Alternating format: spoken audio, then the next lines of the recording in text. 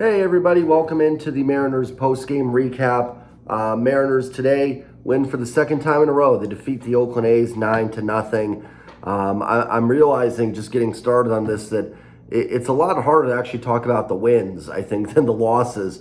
In losses when they're not walking Mike Trout or giving up home runs to Trout and making tough pitching decisions, it's a lot easier to have topics to debate and talk about. Not much to say here except just positives for the team, in the last couple games. So they do win their second in a row. Mariners improved to 31-39. They win their 70th game of this. They win the 70th game of the season. They've not won game 70 yet. That would be quite remarkable. But they do get the job done today, 9-0 in Oakland. Just looking at the box score real quick. J.P. Crawford, 2 for 4, 2 RBIs. Nice to see him come out of a little slump. He's been struggling. He had that leadoff double in the first. Later scored on the ringing double from Julio, which probably would have been a triple had it not gone over the fence from a ground rule double. And then JP had a 2 RBI double in that 5-run fifth inning, which really just completely opened the floodgates for the Mariners. Ty France, 1 for 4, was able to come out of the game. The Mariners were able to pull a bunch of starters late as they got ahead. Julio again, 2 for 4.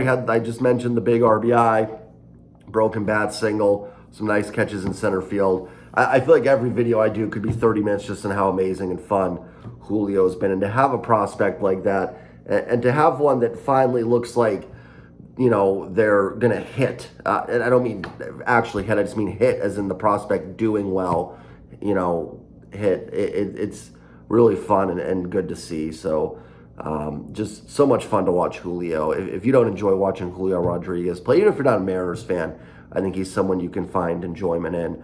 Unless you're the A's maybe, and he's just been tormenting you this season. The man, the myth, the legend, Jesse Winker. 2 more hits, a home run that broke the game open, scored Julio. He scored Julio on an RBI single, and another walk for him to add to his AL lead in walks. His OPS is up to 672. Not going to write home and celebrate about that, but moving in that right direction. If the Mariners can get that Jesse Winker from last year, the sky's the limit for, it certainly opens up some doors for this team and some possibilities to maybe get something going for them. Suarez had a base hit and a walk. Taylor Trammell, 2 doubles and a walk.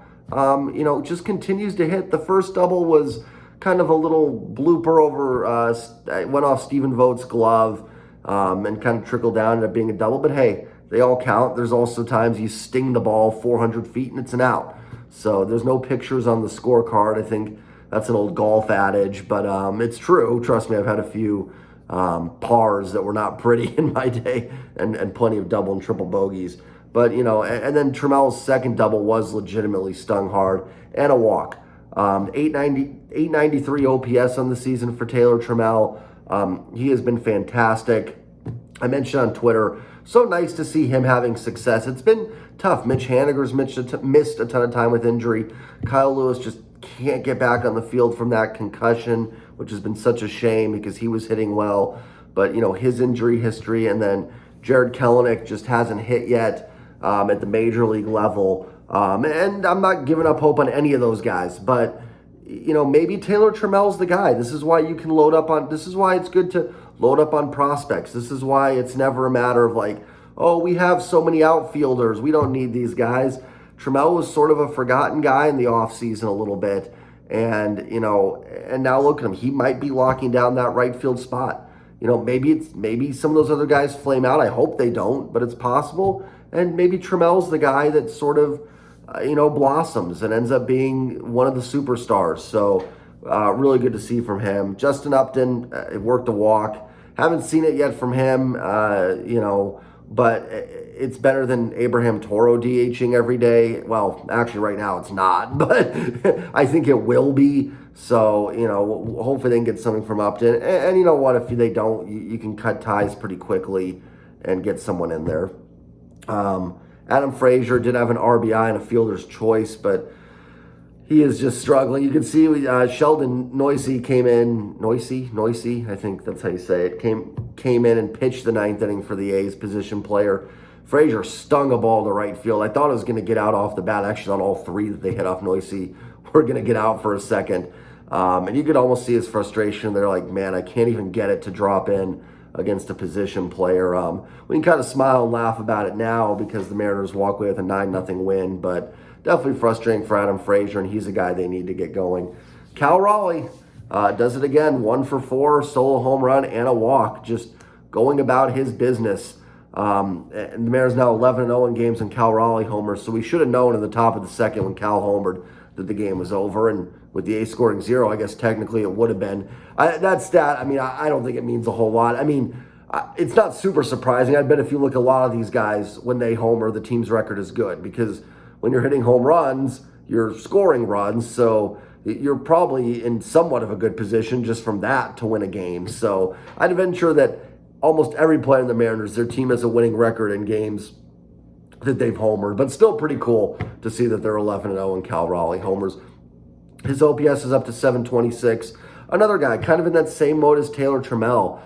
Kind of forgotten last year, really struggled at the start of this year. Then, unfortunately, Tom Murphy got hurt. Not that how we wanted to see Cal develop, but Cal came back and just has been fantastic. He's drawing walks. He's hitting for power. He's going to swing and miss. It's just in his game. He's got holes in that swing. But, if this is what he does, and I talked about it yesterday, he's been a great leader behind the plate, great with the pitching staff. The Mariners pitching staff is now 20 straight starts of allowing 3 earned runs or less, and I think Cal's played a big role in that. So that's fantastic. And another, I talked about yesterday, I'd be remiss if I didn't talk about Marco. Same thing for George Kirby tonight. 6 shutout innings, 5 hits, 1 walk, 6 strikeouts. What amazes me about George Kirby, his poise, he pitches like someone that's been in the big leagues for a while. He doesn't pitch like someone that's in his first year. I didn't even think he had his best stuff tonight. I didn't think his fastball, the velocity was there, but I thought he missed some of the spots that Cal Raleigh set up. Didn't throw the slider a whole lot. The curveball was really good. Got a lot of called strikes on it. But I actually didn't think he had his best stuff. Now, Oakland's not a great lineup to judge against. They're not very good. Well, they're bad. But, still got the job done. You look at the line, it's fantastic.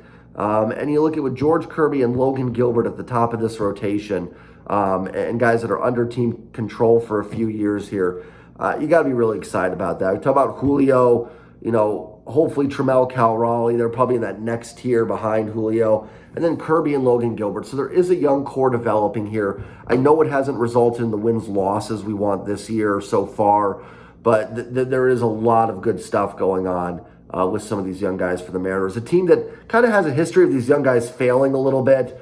Looks like we're hitting on some of these young guys this year. I know Kelenic hasn't come through yet, but, a lot of the guys that are in here now are showing signs that they're going to be legitimate major leaguers. Penn Murphy and Tommy Malone finished it off. So Mariners, were able to close it out, get the W. I think the A's are single-handedly going to save the Mariners' run differential, which is now down to, I think, -5. Run differential doesn't matter in the grand scheme of things. You got to win the games. But it is good to see that this team is probably closer to a 500 team than they are a team that's 12 or 15 under 500.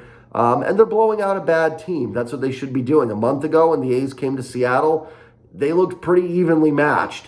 When Seattle played Baltimore last month, they looked pretty evenly matched. So it's good to see the Mariners beating up on a team that's likely worse than them, and making not a statement, but just, showing that they are certainly, they might not be in the Yankees category. They're definitely not. Or maybe even some of the other teams up there, Houston and Toronto, Tampa. But they're certainly above Oakland's level as well. So that's good to see. I don't have a lot else on the game tonight. A nice win. Robbie Ray goes tomorrow against Frankie Montas. Not going to be easy. Montas, a really good pitcher. The Mariners, I don't think they're going to cruise to another 6-run win or 9-run win. They're going to have to battle. See if Robbie Ray mixes in that 2-seamer again. He's been fantastic his last two starts. So hopefully he can build on that and help the Mariners get a sweep. Something they've only done once this year when they swept Kansas City and Seattle. So hopefully they can do that and get the sweep over Oakland tomorrow with Robbie on the mound. And like I said, not going to be easy against Montas. This is, a good pitcher on the hill. And Paul Blackburn today for the A's has been pretty good this year.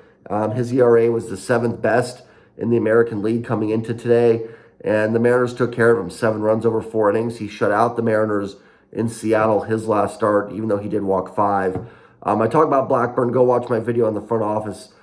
He was actually acquired by the A's from the Mariners for Danny Valencia in 2017, for anybody that doesn't know that. And he's developed into a pretty nice, solid pitcher in their rotation. So the Mariners, good for them to take advantage of a pitcher that's been solid this year. That's all I've got for this one. Mariners win at 9-0, improved to 31-39 on the season. Fun to talk about a win 2 days in a row. That's now 3 days. I haven't had to talk about a loss if you include that off day, so that's awesome. Just want to also make a note real quick. The Mariners did get some bench guys in. Toro had a hit, which was nice. And then I forgot Kevin Padlo was even on this roster. He came up Monday when they made those moves. And he had an RBI double. So good for him. Wanted to give that a quick shout out. That was fun to see, and the guys were having fun. I'll be back tomorrow night. We're talking in the post game about Mariners A's, Robbie Reagan's, Frankie Montas. I will see you guys all tomorrow, guys and gals. So have a great night, and as always, go M's.